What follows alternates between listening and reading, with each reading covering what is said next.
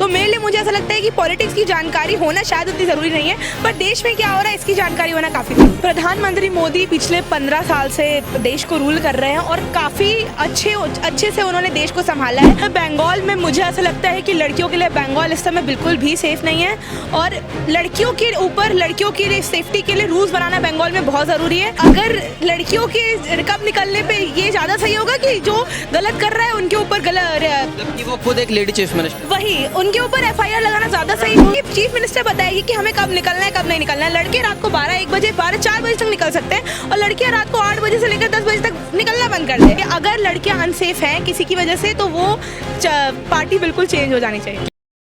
नमस्ते, मैं शमी, सौगंध टीवी में स्वागत है आपका। इस वक्त हम देश की राजधानी दिल्ली के कनॉट प्लेस पर खड़े हैं और मेरे साथ एक युवा साथी मौजूद है। ये जेनजी है। एक जेनजी के पॉइंट ऑफ व्यू से वो पॉलिटिक्स को किस तरीके से समझते हैं, उनसे जानने की कोशिश करेंगे। दिल्ली गवर्नमेंट को किस तरीके से समझती है।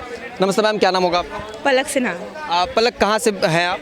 बनारस से। बनारस से। यहाँ दिल्ली में क्या करती हैं और कब से रह रही हैं? मैं एक इंजीनियरिंग स्टूडेंट हूँ और मैं यहाँ BTech करने के लिए आई हूँ और मैं यहाँ 1.5 साल से रह रही हूँ। ओके, आप एक जेनजी में आती हैं तो एक जेनजी कहा जाता है, ये स्टीरियोटाइप है कि जेनजी जो है पॉलिटिक्स में इंटरेस्ट नहीं लेते और पॉलिटिक्स को समझते नहीं है। आपका क्या POV है? देखिए, मेरे हिसाब से अगर मैं देखूँ तो मुझे उतना पॉलिटिक्स में इंटरेस्ट नहीं है, पर जो भी काम देश में हो रहा है उसकी जानकारी होना एक जेनजी के लिए, एक किसी भी नागरिक के लिए बहुत इंपॉर्टेंट होता है। तो मेरे लिए मुझे ऐसा लगता है कि पॉलिटिक्स की जानकारी होना शायद उतनी ज़रूरी नहीं है, पर देश में क्या हो रहा है इसकी जानकारी होना काफ़ी ज़रूरी है।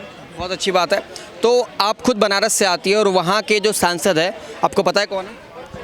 ओके, PM मोदी वहाँ के सांसद हैं। हाँ। तो प्रधानमंत्री नरेंद्र मोदी की क्या छवि है आपके माइंड सेट के हिसाब से? उत्तर प्रदेश में क्या छवि है, ये थोड़ा बताइए मुझे।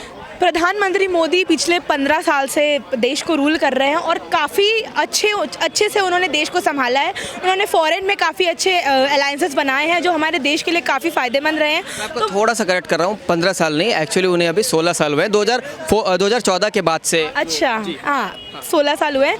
तो मुझे कहीं ना कहीं ऐसा लगता है कि वो देश को काफ़ी अच्छे तरीके से आगे ले जाने की कोशिश कर रहे हैं।